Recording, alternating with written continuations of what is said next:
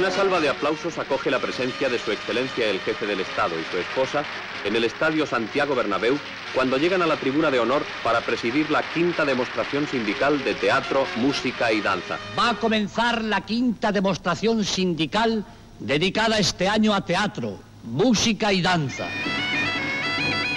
1 de mayo de 1962. El Estadio Santiago Bernabéu en Madrid acoge la demostración sindical con la que el régimen dictatorial del general Franco celebra su fiesta de San José Artesano. Una fecha de gran simbolismo para el movimiento obrero desde el siglo XIX y un ritual de movilización anual convertido desde 1956 en España en un pomposo encuentro del caudillo con sus obreros. Todos los trabajadores de España rinden homenaje al Fénix de los Ingenios, representados por 3.000 productores procedentes de todas las provincias. Para el régimen, aquello es la constatación festiva del Estado totalitario como protector de la armonía entre las clases sociales.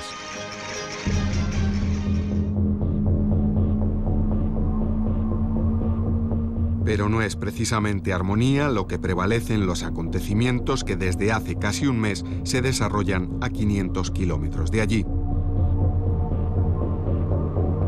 Desde el 6 de abril, en las cuencas mineras de Asturias, se está viviendo sin consignas ni convocantes, en silencio y ocultado por un oscuro telón de censura, el mayor desafío al que ha tenido que enfrentarse la dictadura desde que concluyó la guerra civil.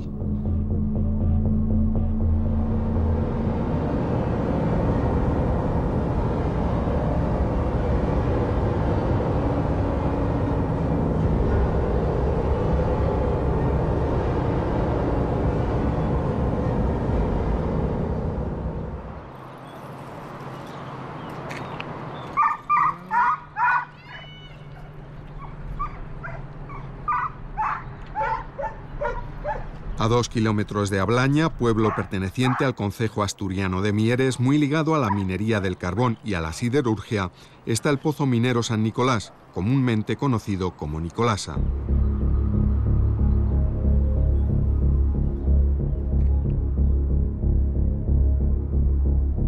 Aquí, el 6 de abril, se vive un acontecimiento en apariencia menor. 7 de los 25 picadores que trabajan en la mina han decidido no bajar al pozo. El motivo total fue la dureza de la capa que teníamos y el dinero que ganábamos. Era imposible sacar jornal, Era imposible sacar un jornal decente. Yo creo que eran unas 100 pesetas diarias, ya de aquella que no era, ¿no entiendes? Así que unas 100 pesetas diarias. Entonces no había más salida. Habíamos hablado con la jefatura del pozo varias veces, pero ya se sabe, ¿no? La jefatura del pozo, imagínate, un señor con unas polainas, color marrón, y una fusta en la mano derecha, y bien alimentado. Claro, vete que te suba a decir que te suba el jornal, a un señor de esos.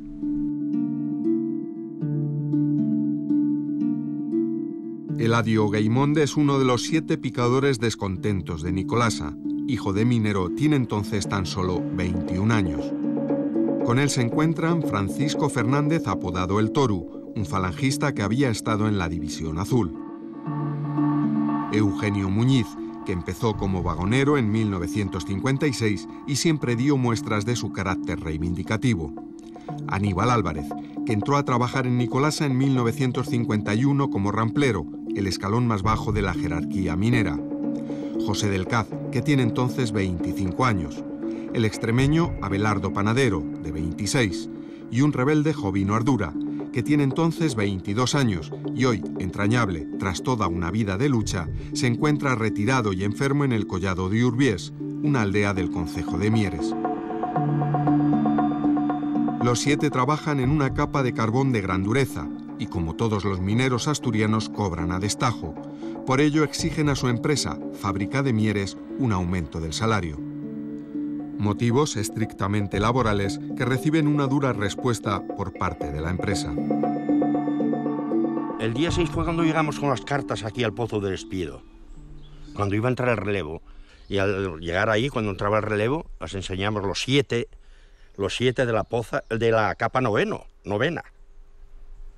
Esos fueron los que nos salimos afuera.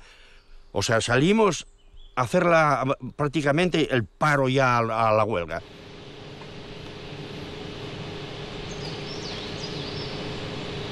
El día 7 de abril, en un acto que sorprende a propios y extraños, todo el Pozo Nicolasa decide parar.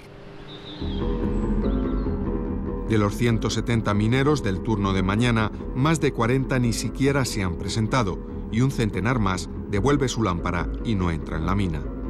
Una respuesta nacida de la solidaridad y los lazos de unión que se forjan de forma inevitable en la mina. Sentí una satisfacción enorme. Me di cuenta del famoso compañerismo de la mina. Es cierta. Es cierto eso.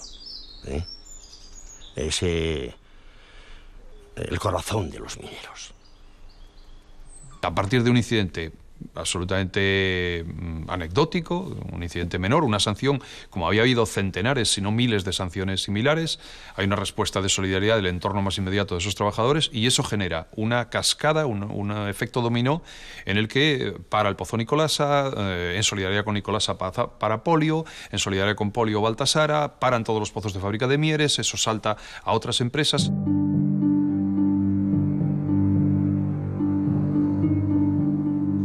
El delegado provincial del sindicato Vertical lanza un ultimátum a los trabajadores del Pozo Nicolasa, amenazándoles con rescindir sus contratos y la pérdida de todos sus derechos. Pero lejos de abandonar, el lunes, día 9 de abril, se les unen los mineros de los pozos Polio y Centella, también propiedad de Fábrica de Mieres. El conflicto está servido y las respuestas del régimen y los abundantes informes policiales demuestran que aún no conocen el origen real de lo que está pasando. Solo había que echar la vista un poco atrás.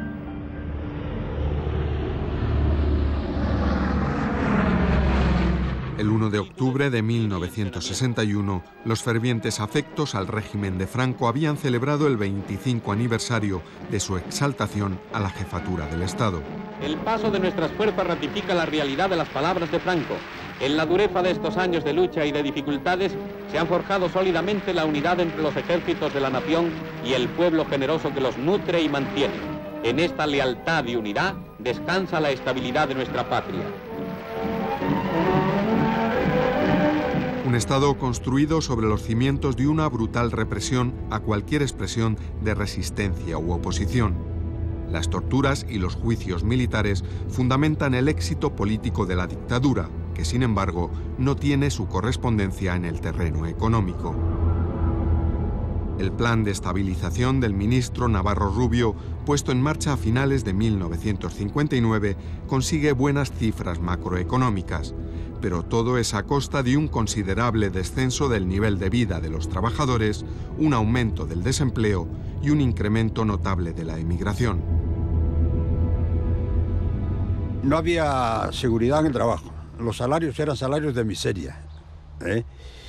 La gente vivía en condiciones de habitabilidad infernales. Y claro, pues el tiempo pasaba, las condiciones de vida y laborales no mejoraban y la situación se iba agravando. Vivíamos muy mal. De aquella yo, francamente, pasábamos hasta hambre, porque no te llegaba ni nada, de nada. Yo recuerdo de aquella de hacer una tortilla de patata y como no tenías huevos, tenías que batir un poco de harina blanco, unirlo para unir la patata aquella para hacer una tortilla. Estaban escondidos entre los castaños que había por allí. Los recuerdos de Anita Sirgo, hija de un guerrillero abatido en el monte tras la guerra civil y militante comunista junto a su marido, Alfonso Braña, nos hablan del fracaso del modelo basado en la autarquía. Nos hablan también de las penurias provocadas por el hecho de que los sueldos no han variado desde 1956, mientras que productos como las patatas, el aceite o las sardinas han subido entre un 50 y un 200%. Dificultades que también vive entonces el hoy nonagenario Constantino Alonso Tinín, picador del Pozo Santa Bárbara en La Rebaldana. malestar ya lo teníamos porque pasábamos mucha hambre. Éramos muy maltratados por los jefes, éramos, por decirlo de alguna manera, hazme reír de todos ellos. Eran unos sinvergüenzas.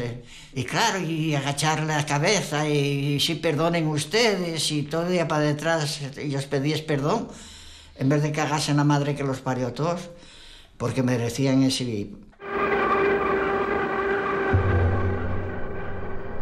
Por otro lado, las condiciones de trabajo en la mina son deplorables. Con una mecanización básica, la tracción sigue siendo animal en la mayoría de las explotaciones. No existe ninguna prevención ante la terrible y mortal enfermedad de la silicosis y la seguridad brilla por su ausencia. Cuando yo llegué a Asturias, que es en el año finales del 61, principios del año 1962, la situación de los mineros era verdaderamente dura, es decir, por no decir desde el punto de vista social, laboral, catastrófica. Es decir, eran jornadas de trabajo durísimas, condiciones de seguridad muy malas. Y yo tengo un recuerdo que, por mi ignorancia, cuando llegué allí yo vi que en los pozos, en la verja del pozo, había siempre una cifra. Y yo no sabía qué era esa cifra, ¿no? Entonces a un amigo mío minero le dije, oye, ¿esa cifra qué es? Me dijo, esos son los muertos.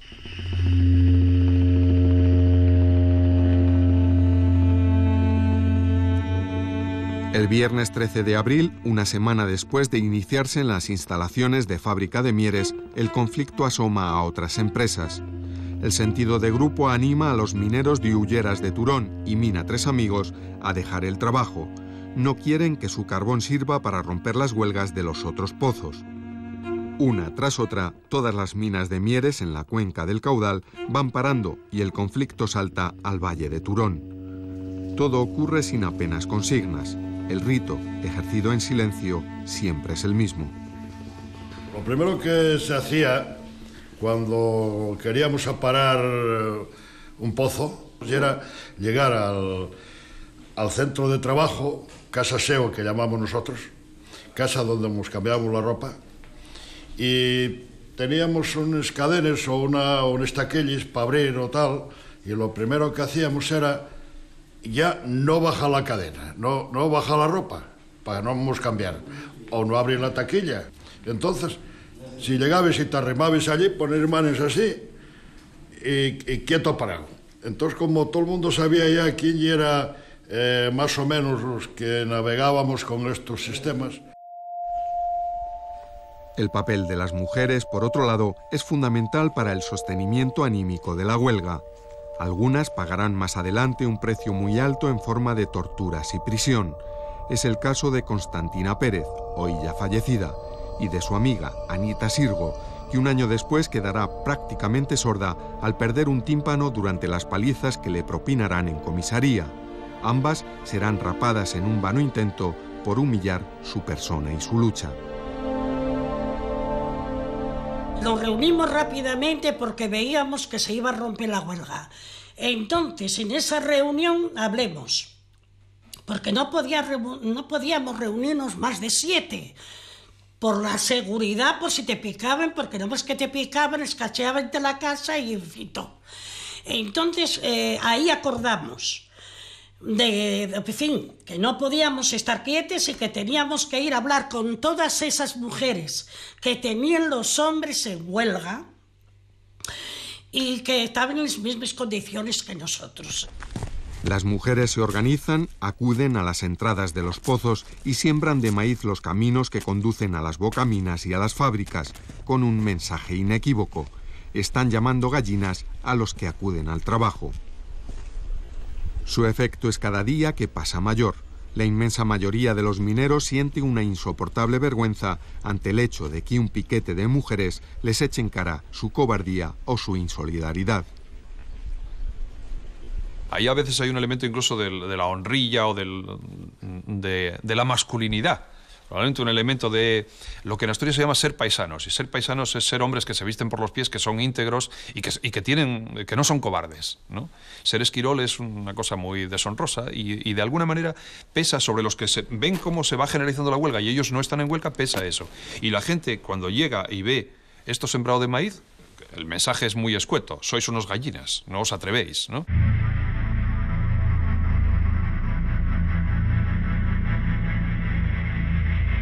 Las empresas comienzan a elevar su presión sobre los huelguistas, no solo resolviendo sus contratos, también impidiéndoles el acceso a los economatos, donde las familias pueden encontrar los productos de primera necesidad más asequibles. Las reivindicaciones crecen como la espuma, incluyendo salarios base mínimos para los peones y medios de locomoción hasta los centros de trabajo. Un asunto no menor en un tiempo y un lugar plagado de caminos, muchas veces intransitables, con la población minera viviendo en lugares muy alejados de sus centros de trabajo. Realmente el desencadenante de la huelga es un episodio, bueno, pues irrelevante desde el punto de vista de las causas de la huelga, ¿no? Es un pretexto, podríamos decir, una circunstancia casual. A partir de ahí, las organizaciones clandestinas sí tienen un papel importante en extenderla, en alimentarla, en liderarla, en la propaganda juega un papel importante, los liderazgos personales, es decir, el prestigio personal es muy importante para sostener eso, la solidaridad con los represaliados también. Y era el Partido Comunista de España siempre el que estaba detrás de ello. Nosotros éramos los que nos organizábamos, nos hacíamos asambleas en el monte o nos reservados de los bares. Luego otro tipo de gente que, sin ser del Partido Comunista, se acoplaban a nuestras reivindicaciones, la JOAD, los cristianos de base y otro tipo de gente, ¿no? Venían arrastrados siempre con nosotros. Extender la huelga nos lo planteábamos como una cuestión que había que hacer. O sea, desde el principio, de una forma natural, estábamos del lado de los huelguistas porque eran los nuestros. Yo creo que en el fondo, aunque éramos cristianos, pues éramos ante todo trabajadores.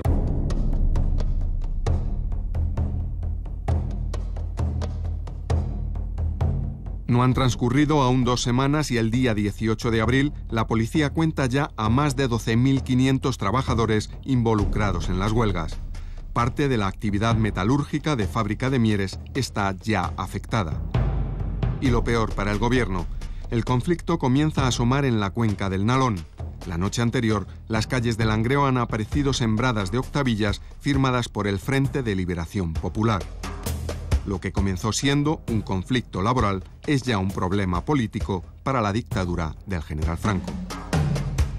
Pasaban unos días y no saltaba la huelga en el Nalón, que es donde estábamos nosotros, es decir, la zona de Sama, El Entrego, Sotrondio, en fin, todos los pueblos de la cuenca del Nalón. Entonces, el grupo del Felipe, que estábamos ahí, Peláez, yo, su hermano, en fin, otros, un grupo éramos que nos reuníamos en el chigre que estaba en el Pozo Entrego. Bueno, pues entonces decidimos un día que había que hacer algo, que había que hacer un llamamiento de solidaridad para que también en la cuenca del Nalón estallara la huelga. Nicolás Sartorius, joven abogado laboralista, ha abierto junto a Luis Campos y Manuel Peláez un despacho en El Entrego, cerca de Langreo.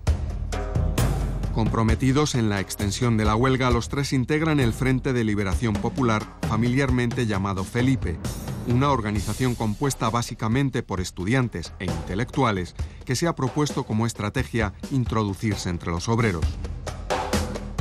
La estrategia era clara, es decir, en una situación de dictadura donde no hay ningún tipo de libertad, donde están negados todos los derechos fundamentales, donde no tienes derecho de nada, evidentemente toda huelga o toda manifestación, nada más empezar y desarrollarse, se convierte en un hecho político de primera magnitud.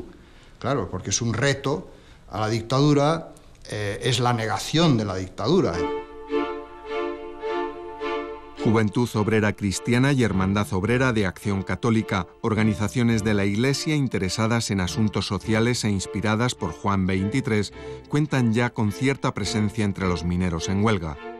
Es el caso de José Antonio García Casal, minero del Pozo Sorriego al que todos llaman Piti, y Severino Arias, picador del Pozo Figaredo.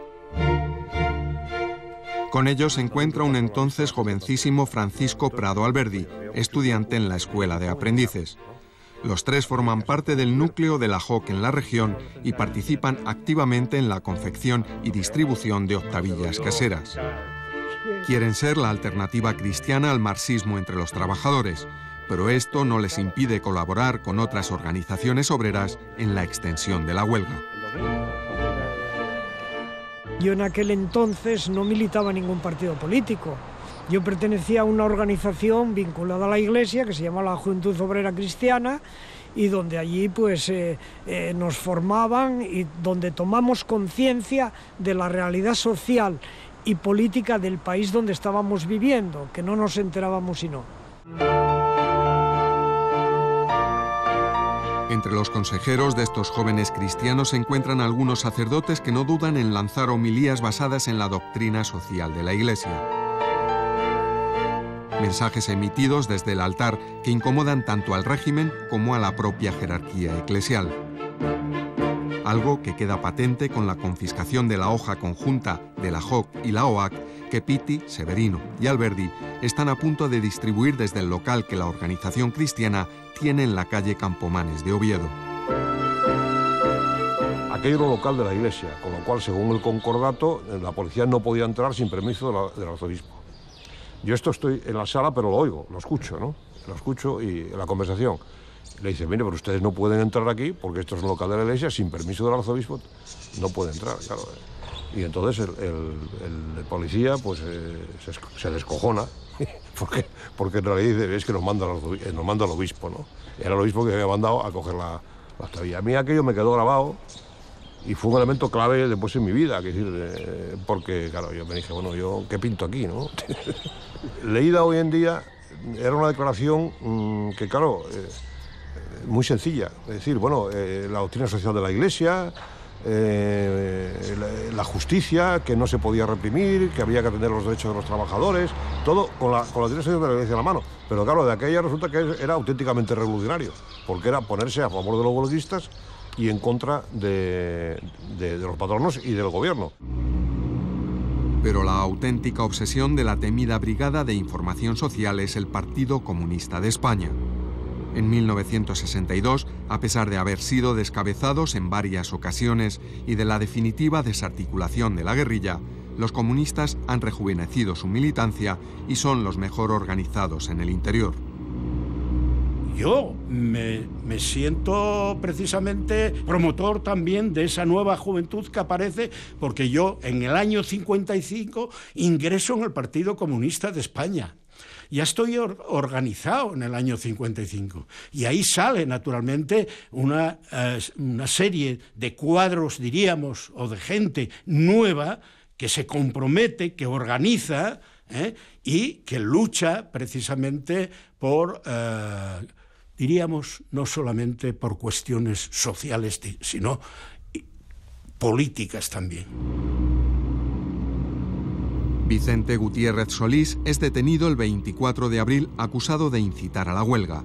La policía tiene la declaración de un trabajador de la mina de montaña La Trechora que le sitúa en la bocamina extendiendo la huelga. En este lugar, precisamente cuando la huelga del 62, he mantenido una reunión con representantes de los trabajadores del Pozo, Carbones de la Nueva y Carbones Asturianos. Gutiérrez Solís es uno más de los militantes del Partido Comunista que, sin recibir instrucciones directas desde la dirección en el exilio, contribuyen a la estrategia impulsora de la huelga.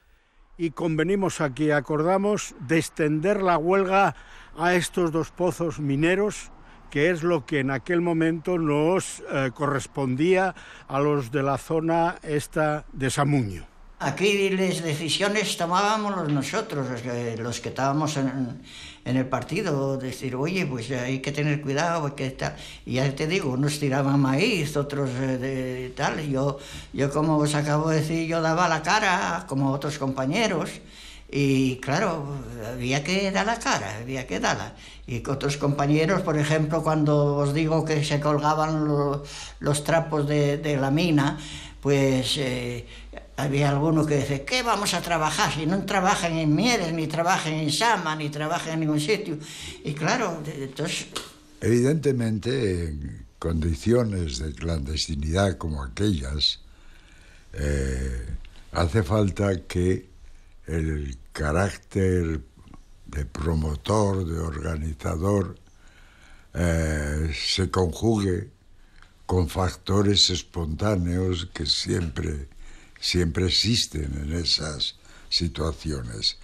Y la verdad es que la labor de nuestros camaradas, apoyándose muchas veces en posiciones del sindicato vertical, había creado ya una atmósfera favorable a toda una serie de reivindicaciones.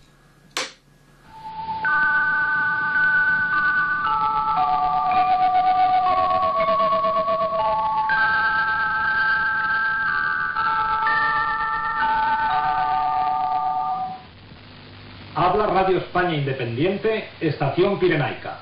Camaradas y amigos, mujeres de Asturias, del País Vasco y de todos los lugares en huelga, españoles antifranquistas. Santiago Carrillo y Dolores Ibarruri, la pasionaria, ayudan con su voz a que el mensaje del Partido Comunista llegue al interior a través de Radio España Independiente, la famosa Pirenaica que emite desde Bucarest. Un altavoz invisible de lo que está ocurriendo en las cuencas mineras asturianas que se escucha clandestinamente en multitud de hogares por todo el país. Los mineros asturianos, al entrar en la 7ª semana de su huelga, necesitan, merecen, han conquistado el derecho a que les prestemos la más amplia solidaridad. Siempre la radio fue para nosotros una ayuda muy seria porque sabíamos que los cuadros del partido y la gente del partido la escuchaba y que lo que dijéramos iba a ser tenido en cuenta.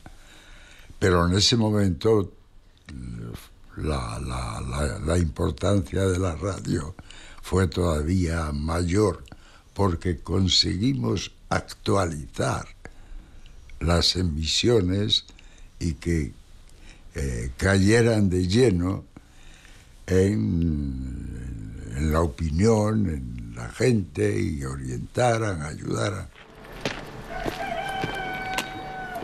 Los anarquistas apenas tienen presencia sobre el terreno y los pocos sindicalistas de UGT involucrados en las huelgas están desconectados de la dirección en el exilio. La dirección del exilio tenía unos problemas de convivencia con los comunistas que eran secuelas de la guerra civil. Nosotros aquí en el trabajo teníamos que defender los mismos intereses y tomar decisiones conjuntas con ellos. No teníamos otra alternativa. Y ahí no valía el espíritu de Llopis ni el de nadie del exilio. ¿Cómo íbamos a abandonar a un compañero por no actuar conjuntamente con los comunistas? Eso es de locos.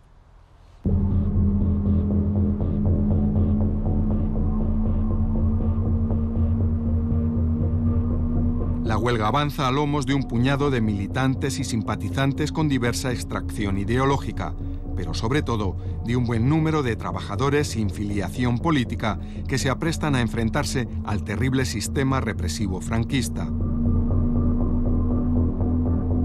El lunes 23 de abril ya no solo es la cuenca del Caudal, todo el Nalón comienza a parar.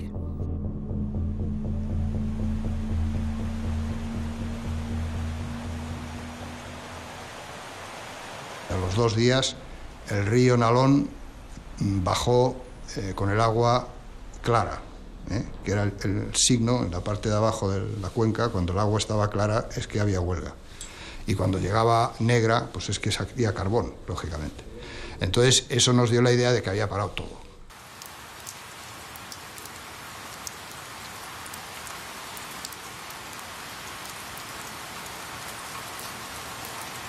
Comienza la tercera semana de huelga y la preocupación en el régimen se hace patente.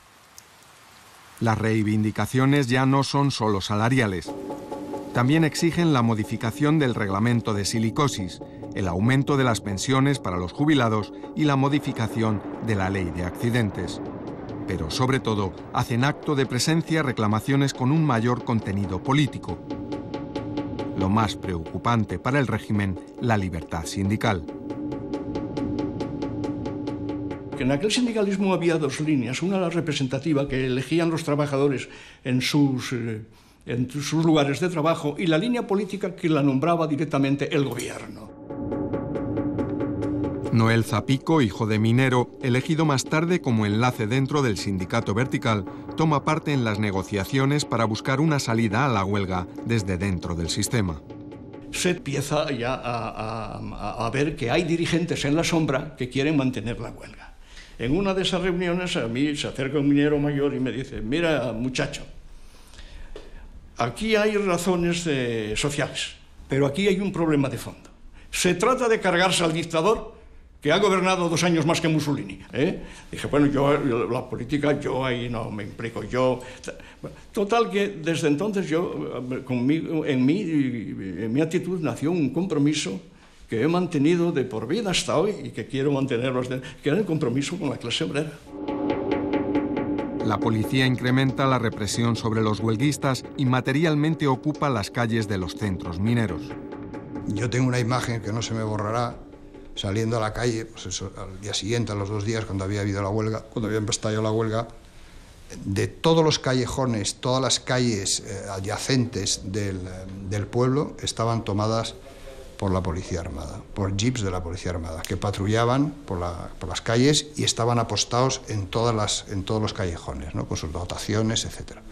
La gente tranquila, era casi como un día de fiesta, estaba todo parado, absolutamente todo parado. El día 28 de abril se confirma que la mina La Camocha, cerca de Gijón, ya está en el lío. Un motivo más de preocupación para las autoridades franquistas que saben de los antecedentes conflictivos de este pozo. Con el 1 de mayo en el horizonte, la policía y la Guardia Civil elevan su presión. Un buen número de trabajadores son citados en cuartelillos y en dependencias policiales con la intención de amedrentarlos. Y aumentan notablemente las detenciones, bien por antecedentes comunistas o bien por participar en la extensión de la huelga. Es el caso de José Luis Fernández Roces y José Ramón García Carrio, Ramonín, sorprendido este último mientras distribuye propaganda de UGT. Mi compañero pues metióse al Pozo Solvay, a la mano ya del pueblo de él, vieron, sospecharon él y cogieronlo. Entonces al cogerlo, pues no tuvo más remedio que entregarse. Bueno, cogerlo el guardia jurado y vino la Guardia Civil, cogiólo y marcharon con él, y llevaronlo de ahí, llevaron los de la brigada para aquí, para Sama. No sé si sintieste alguna vez hablar del cabo Pérez, y era un hombre muy malo, y era un secreta muy malo. Y el cabo Sevilla, y bueno, había 4 ahí, que eran muy malos, muy malos. Hubo mucho maltrato. En el tiempo que yo estuve en la comisaría de Oviedo, que eran unas comisarías de estas como las del oeste, es decir, con barrotes y un pasillo donde ves a la gente, ¿no?, que pasa, etc. No había puertas con un chivato, sino barrotes y un pasillo. Yo vi pasar por ahí gente destrozada. Destrozada. Y pegaron unas palizas muy serias. El miedo y el silencio se apoderan de las calles en los principales núcleos urbanos. Es habitual encontrar cerca de cada pozo un bar o, como lo denominan los paisanos, un chigre.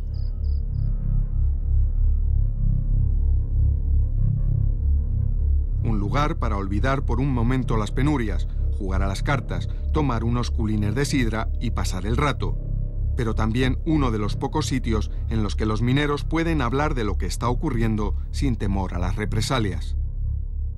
Los chigres, que había muchos en Asturias, con su bolera correspondiente, etc., era un sitio donde la gente socializaba, es decir, donde la gente se veía, donde la gente se conocía, donde los chivatos o la policía tenían dificultades de penetrar porque todo el mundo se conocía. Y cuando entraba alguien en el chigre que no era conocido, se hacía un silencio. Acaba el mes de abril y el pequeño núcleo de UGT ya está prácticamente desmontado. Ya sabía que me estaban buscando. Y bueno, yo como tenía a la mujer embarazada 8 meses y por tranquilizarla un poco se me ocurre pues ir a acercarme a casa a avisar. y ya me estaban allí esperando, y me cogieron. La Guardia Civil detiene a uno de los pocos socialistas que aún siguen en libertad, Avelino Pérez, que sin embargo consigue zafarse de sus captores y emprende la huida. Venían disparándome detrás y aquí estaba la policía armada, los grises. Ahí me echaron el alto y yo no tuve otra salida que tiramos al río. Y ya venían encima de mí y tuve que meterme en ese colector que salía todas las aguas usadas y la basura por ahí. Y tardé un cacho mientras que ellos estuvieron, y yo lo sentí ahí, y el teniente de la policía, de los grises, de la policía armada, dice, no vale la pena seguir buscando, ese muchacho está camino de San Esteban de Pravia.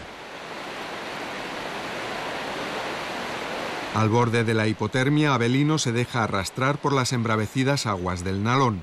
Sale del río cerca del Pozo Fondón y huye al monte a través de un túnel ferroviario.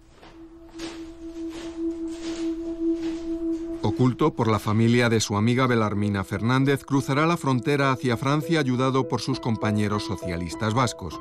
No conocerá a su hija hasta 5 años después y no volverá a España hasta el inicio de la transición.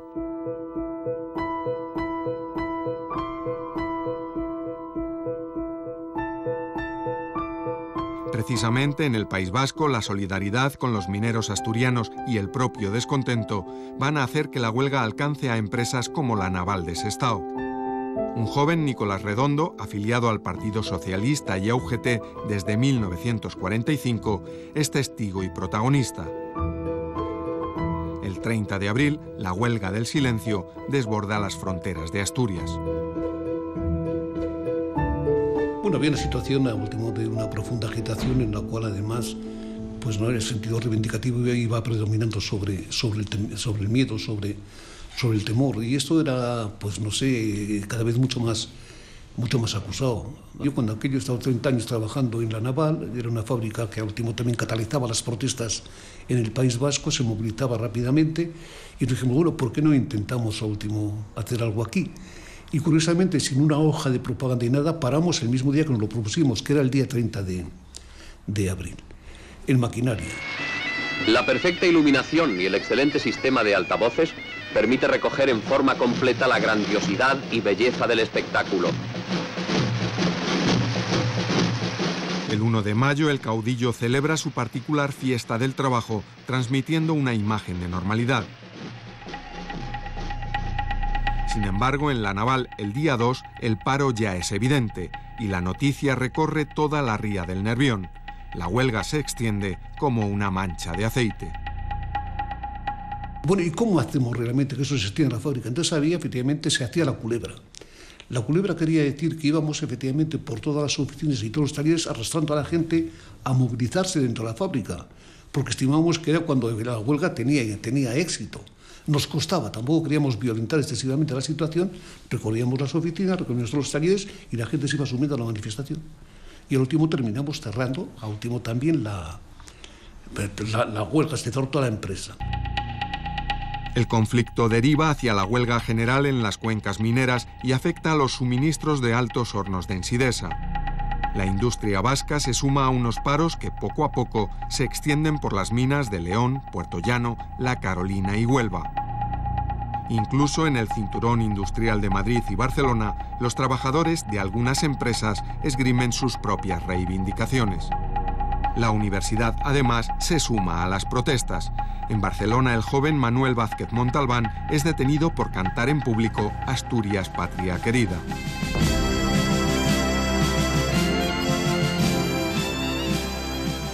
Y al final hay cerca de 50.000 mineros en huelga, no hay prácticamente ninguna mina en Asturias que no haya parado en algún momento, también para el metal en las cuencas mineras y en Gijón, y además se extiende a otras provincias, lo cual lo que viene a denotar es un clima de descontento, de malestar generalizado prácticamente en todo el país. Y al final, si uno ve en qué sitios se produce la huelga, eso tiene que ver con los sitios donde hay memoria y tradición del movimiento obrero. El 4 de mayo, el gobierno franquista declara el estado de excepción para Asturias, Guipúzcoa y Vizcaya. Se suspende el secreto de correspondencia, la libertad para fijar residencia e, irónicamente, la obligación de las fuerzas del orden de liberar a los detenidos o pasarlos a disposición judicial después de 72 horas. Derechos que, por supuesto, estaban siendo conculcados desde que comenzó la huelga. Ahora lo serán masivamente gracias a un decreto referido a un conflicto que hasta este momento no ha aparecido en los periódicos. La huelga de la primavera había sido absolutamente silenciada hasta el decreto de estado de excepción. No hay ningún vestigio de información sobre la existencia de la huelga durante todo el mes de abril y los primeros días de mayo. Una vez que se reconoce, lo único que aparece en la prensa es pura propaganda, es decir, es todo mentira lo que cuentan, ¿no? Y además, esto se puede afirmar con absoluta rotundidad porque es posible saber qué era lo que realmente estaba pasando por los informes policiales. La policía todos los días, a veces por la mañana y por la tarde, hace un informe que da cuenta puntual de qué está pasando, cuántos trabajadores están en huelga, en qué sitios, qué es lo que está ocurriendo.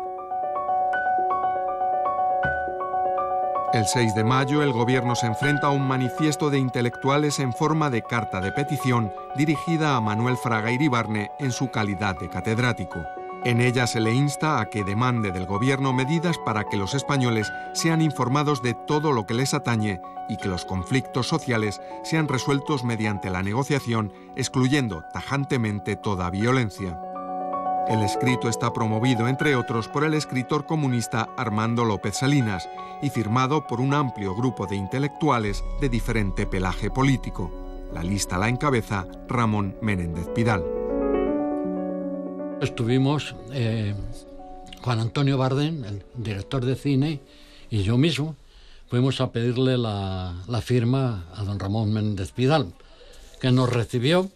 Y allí en una mesa muy grande que tenía, y bueno, todo lo demás, amén de hacernos algunas críticas de orden literario y sobre el propio documento en sí, y de proponernos una rectificación que no se llegó a hacer por la urgencia del propio documento, pero en el que indudablemente era el presidente de la Academia y seguramente tenía razón. Pero en todo caso, sus palabras fueron, tras leerlo y verlo y hacernos la crítica, si esto es contra el cabrón de Franco, y firmó de inmediato. La repercusión internacional del manifiesto de los intelectuales es enorme y sus implicaciones políticas de gran calado.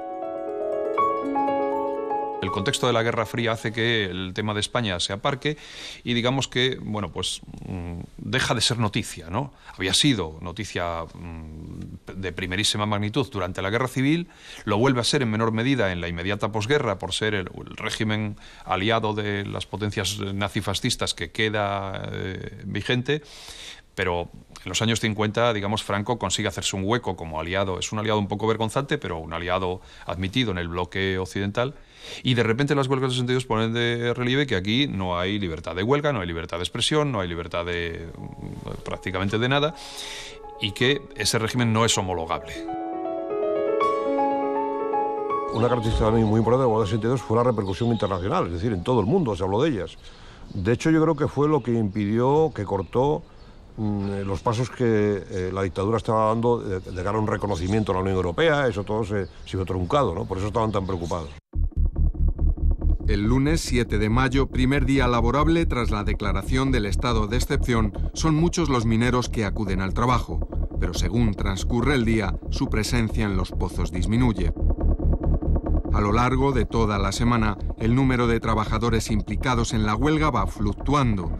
El ritmo lo marcan la propaganda y la solidaridad por un lado y los métodos intimidatorios de la policía por otro.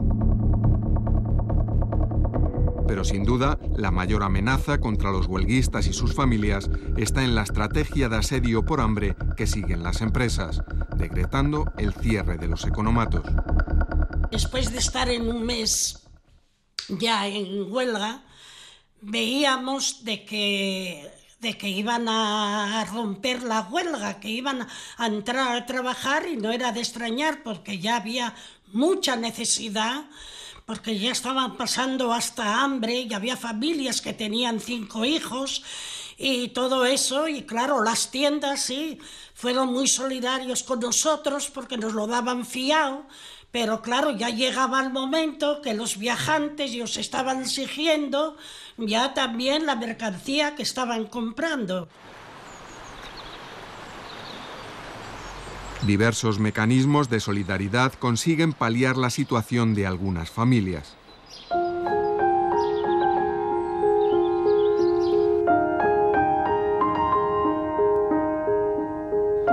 muchas parroquias se establecen comedores sociales. Determinados comerciantes fían a sus clientes y particulares y locales como el Roble del poblado minero de La Camocha dan de comer a los más necesitados.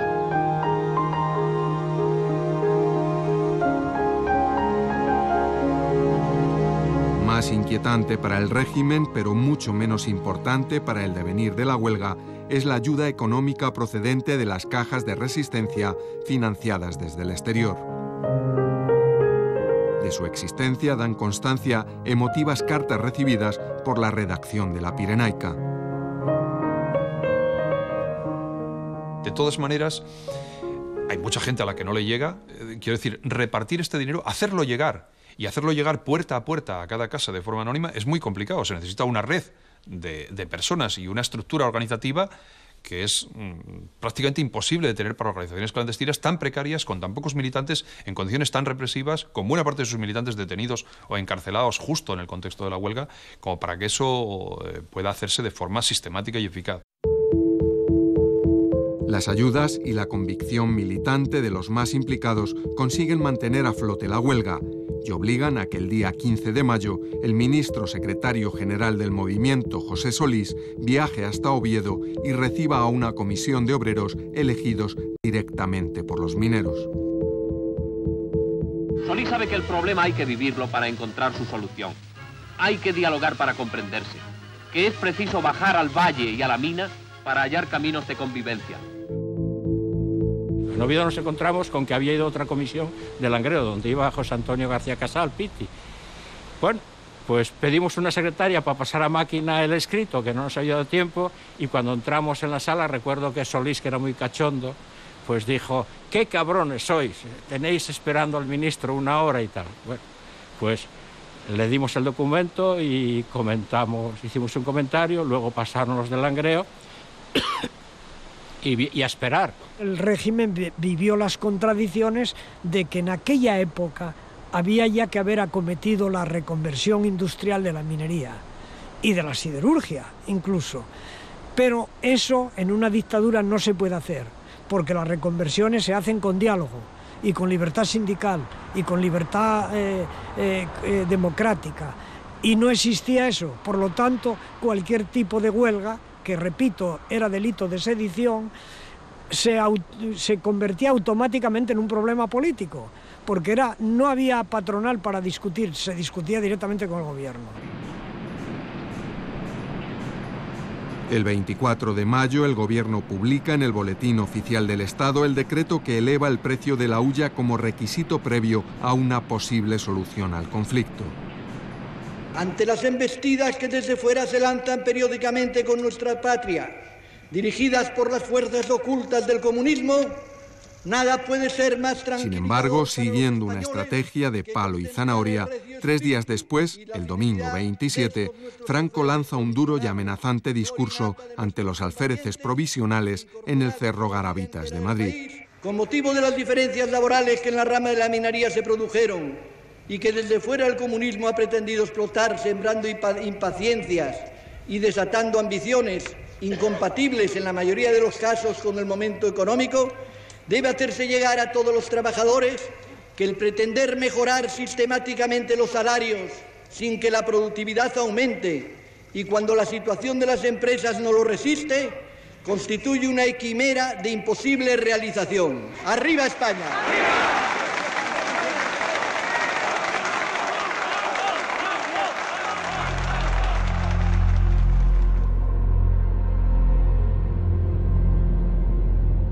Más que la intimidación, la subida de salarios que comienza a extenderse por los pozos desactiva las causas del conflicto.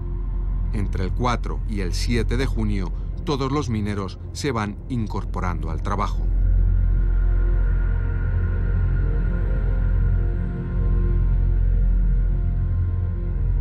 La huelga de la primavera, la de abril y mayo, se gana, o sea, es inapelable. Se gana hasta tal punto que ocurren cosas que nunca antes habían ocurrido y nunca vuelven a ocurrir en el franquismo, que es que hay un ministro del gobierno de Franco que se viene de Madrid a negociar con los huelguistas, que, ojo, desde el punto de vista legal son delincuentes, porque la huelga es delito. Y negocia no con los representantes legalmente establecidos del sindicato vertical, negocia con comisiones de obreros que espontáneamente se generan en los pozos y en los centros de trabajo y vienen a reivindicar al ministro. El carbón estaba todo controlado. Las empresas tenían que entregar el carbón al Estado, que solo les permitía tener un mínimo de cupo para vender con libertad. Con lo cual también los empresarios estaban un poco cogidos. Entonces subieron la tonelada, hasta entonces era imposible subir una peseta. Subieron la tonelada del carbón 75 pesetas. Que visto desde aquí, 75 pesetas parece que da para tomar el vermú. Pero visto en el año 62, a finales de abril, 75 pesetas, y que se transformara en salarios. Y eso se publica en el Boletín Oficial del Estado antes de que la huelga termine, es decir, durante la propia huelga. Desde el punto de vista, digamos, de la lectura política o de la lectura que los mineros pueden hacer de eso, es una victoria como no podría ni haber soñado y como nunca más se produce, además. La elevación del precio que paga el Estado por cada tonelada de hulla permite que las empresas acuerden, cada una con sus trabajadores, las correspondientes subidas salariales. Severino Arias recuerda cómo en el Pozo Figaredo, donde la producción llegaba a los 1000 kilos por hombre y día, el acuerdo consiguió doblar el salario de sus trabajadores. Nosotros aquí encontramos una salida aceptable, pero en otras empresas que estaban por debajo de los 1000 kilos, incluso 500 y así, pues claro, si aquí eso supuso una subida de 2000 pesetas, había sitios donde no llegaban a 1000. Y eso dio paso luego al descontento de muchas empresas y a la huelga del 15 de agosto, que originó en el mes de septiembre así las llamadas deportaciones de mineros fuera de Asturias.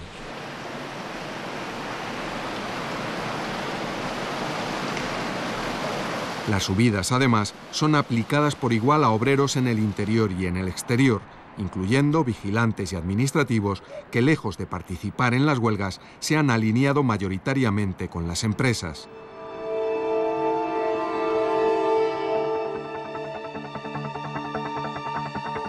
El conflicto está servido de nuevo y el 15 de agosto comienza el epílogo de las huelgas de 1962.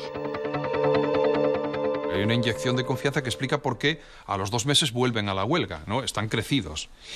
También explica por qué el régimen y las empresas, digamos, los están esperando y hasta cierto punto quizá provocan incluso la segunda huelga. Para descabezarla, la represión es muy diferente de la primera a la segunda. En la primera realmente el régimen se ve desbordado. En la segunda los mineros están aislados, la huelga no se extiende al País Vasco, a la minería leonesa, a Cataluña, a Madrid, a Puerto Llano, a montones de sitios. Y digamos, al estar más aislados y más acotados son más fáciles de reprimir. La reacción ahora es fulminante. Las empresas proceden al cierre patronal y al despido selectivo de los 198 mineros más reivindicativos. El gobierno, por su parte, alcanza el último escalón represivo cuando, a partir del 22 de agosto, procede a deportar a 126 mineros, seleccionados por sus antecedentes ideológicos o por haberse significado durante las huelgas. Es el caso de Constantino Alonso Tinín o de Vicente Gutiérrez Solís. Lo más injusto fue detenernos en Oviedo, en la comisaría, y luego en el cuartel de la Policía Armada, y sin aviso de ninguna clase nos montan precisamente en un camión, que era entonces con un toldo por arriba, unos bancos, y de ahí nos sacaron sin decirnos una palabra y nos deportaron a 126 compañeros y que nos fueron a distribuir en las regiones, en las provincias, diríamos, más deprimidas que había en aquel momento en España. De 1962 sale herido de muerte el sindicato vertical.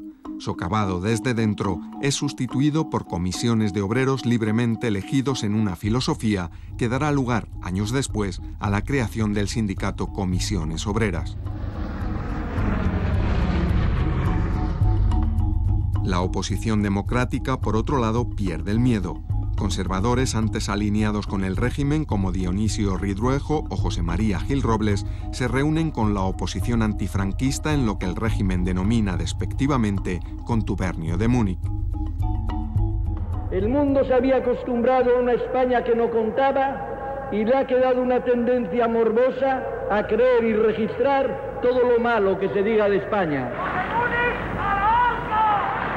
Contribuyó de manera muy importante a la unión de las fuerzas democráticas, a la oposición política, porque Múnich no se puede separar de ese gran movimiento.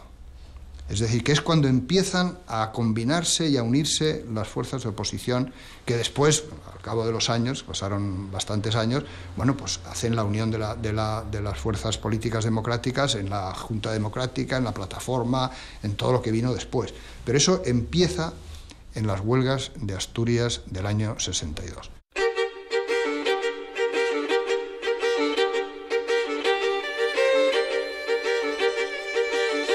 Provocadas por las carencias de medios de vida y de libertades, las huelgas de 1962 en Asturias nacieron y crecieron en silencio.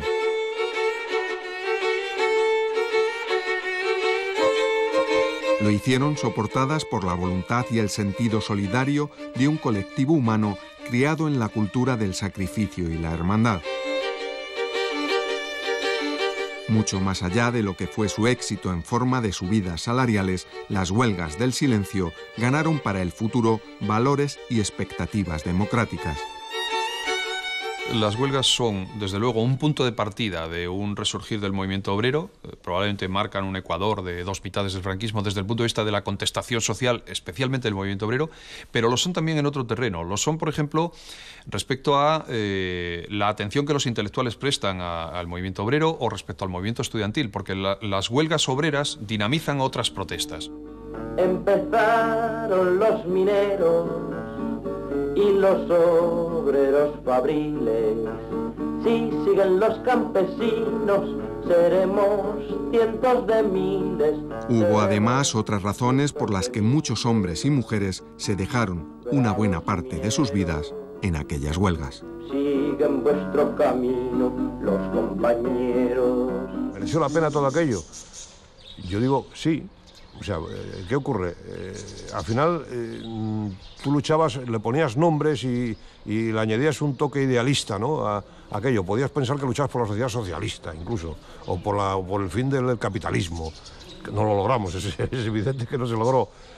Pero detrás de todo ese mensaje ideológico, por decirlo así, había cosas mucho más concretas, que era la reducción de jornada, el derecho a vacaciones, o sea, una serie de cuestiones que hoy la gente normal las tiene. Las conquistas sociales que se alcanzan en vivir con el mayor número de dignidad posible, con un poder adquisitivo aceptable y bueno, de reducir las desigualdades en la medida de lo posible.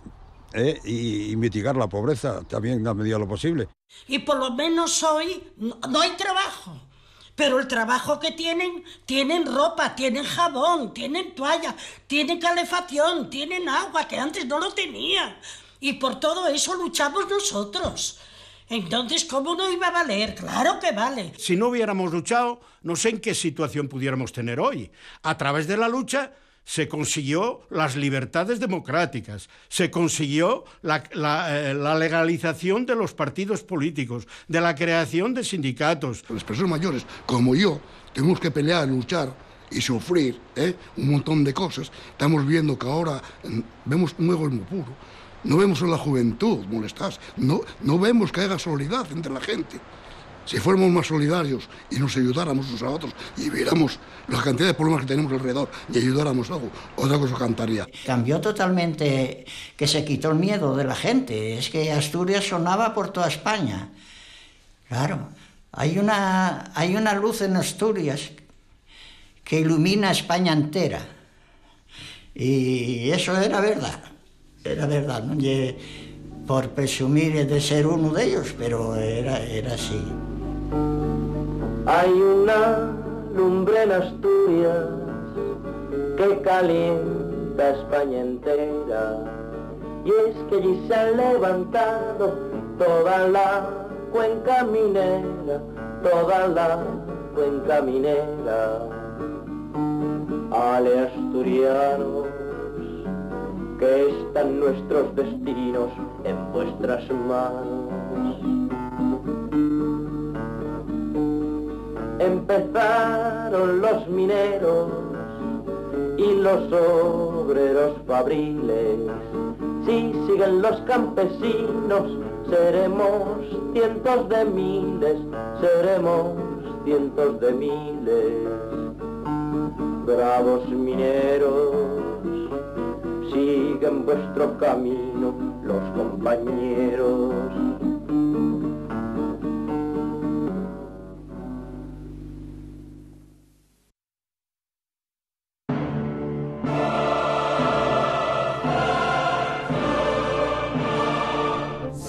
Tres presos del Corredor de la Muerte de Texas ya tienen fecha fijada para su ejecución. Me volví loco, ¿me entiende? Salté sobre ella y le pegué muy fuerte. Puedo entender cómo se siente la familia. Quieren venganza. No puedo culparles por eso. No me veo muriendo por algo que hizo otra persona. No puedo aceptarlo. Sus últimos deseos y sus miedos más íntimos están presentes en la cuenta atrás hasta la inyección letal. Esa cosa me va a quitar la capacidad de gritar, ¿me entiende? Y el resto del tiempo voy a sentir todo ese dolor. Voy a sentir cómo explotan mis venas, voy a sentir cómo arden. Me quedan 7 días. Me da más miedo que por algún motivo se anule la ejecución que lo contrario. Familiares, amigos y víctimas reabren el polémico debate sobre la pena capital. Teniendo en cuenta lo que va a pasar, no hay necesidad de tratarle mal o de ser desagradables con él. Sabe, quería que sufriera tanto como él hizo sufrir a mi hijo. No creo en la pena de muerte.